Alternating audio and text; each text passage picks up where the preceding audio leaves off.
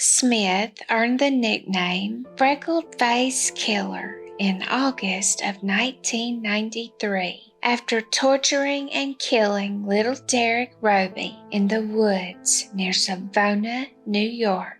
Derrick Robie, 4, was brutally murdered in August of 1993, shocking the quiet town of Savona, New York. However, the revelation that a 13-year-old child named Eric Smith was the perpetrator startled the locals even more. How could a young person carry out such a horrible crime? In addition to killing Robie, Smith molested his corpse with a stick. Smith claimed that he had simply snapped after years of school torment after confessing to the murder. Robie was the unlucky recipient of his rage since he needed to vent it on someone. Smith was in prison for 28 years before being freed in 2022 after being found guilty of second-degree murder. The terrifying murder he committed when he was just a teen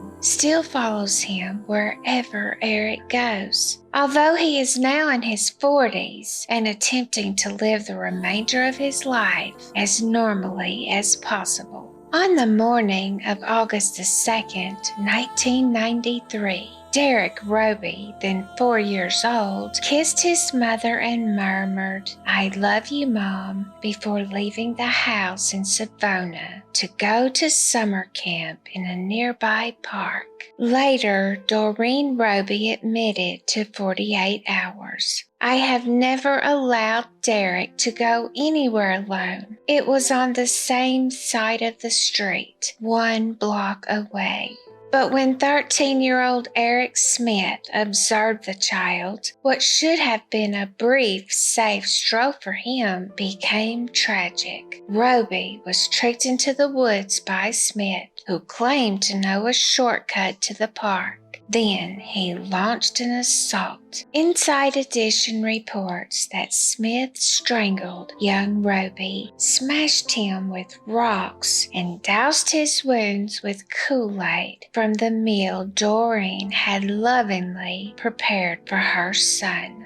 Smith assaulted Robie after he passed away with a stick he discovered nearby. He left Robie's body in a forest only a few yards from the park before fleeing. A thunderstorm broke in after Robie died, and Doreen went to the park to pick up her son. When his mother discovered Derrick had not arrived at the summer camp that morning, she promptly called the police. It only took officers a few hours to find Derrick Robie's body. The severity of the murder surprised everyone, and residents of the little village began to speculate about who may have done such a horrific thing. Even the most seasoned investigators would be surprised by the answer. Eric Smith's family became concerned about his behavior following Derrick Robie's death.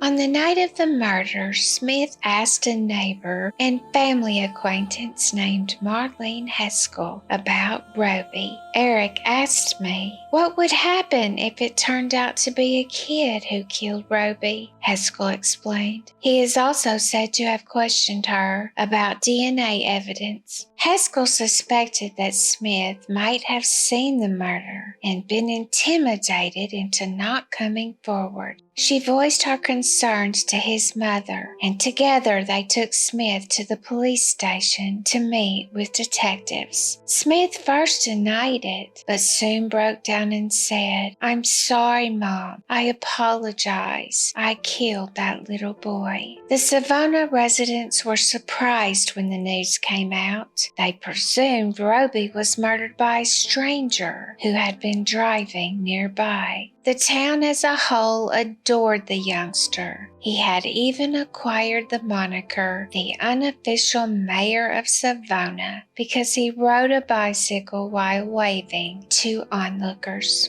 It was now up to the authorities to ascertain the precise motive behind the heinous crime that killer Eric Smith had perpetrated. One of the case detectives, John Habish, remembered to 48 Hours how unsettling it was to hear Smith discuss the murder. He enjoyed it, wanted it to go on forever. Habish said. He could have easily killed Derrick, but he decided not to, said lead prosecutor John Tooney, because he wanted to and most dreadfully enjoyed it. Eric proceeded to handle Derrick's body. The investigation revealed that Eric Smith had endured years of bullying before the murder. Smith reportedly claimed that he was regularly made fun of for his ears, glasses, red hair, and diminutive stature. According to the Rochester Democrat and Chronicle, Derrick Robie was in the wrong location when he wanted to vent his wrath on someone. My anger was not directed at Derrick at all, Smith later said. It was directed at all the other guys that used to pick on me. And when I was torturing and killing Derrick, that was what I saw in my head. As Tooney put it, Eric was tired of being the victim in his mind, and he wanted to see what it felt like to be the victimizer. In 1993, Eric Smith was tried as an adult. He was known in the media as the Freckle-Faced Killer and astonished people everywhere. The nation closely followed his case. Smith was finally found guilty of second-degree murder and given a 9-to-life jail term. He was in a juvenile correction facility before being transferred to an adult prison at age 21. Smith acknowledged during a parole hearing in 2004 that he felt good about strangling Derrick Robie because instead of me being hurt, I was hurting someone else. Additionally, he admitted that had he not been arrested, he probably would have killed again. Smith was repeatedly denied parole throughout the years, but in February of 2022, after serving 28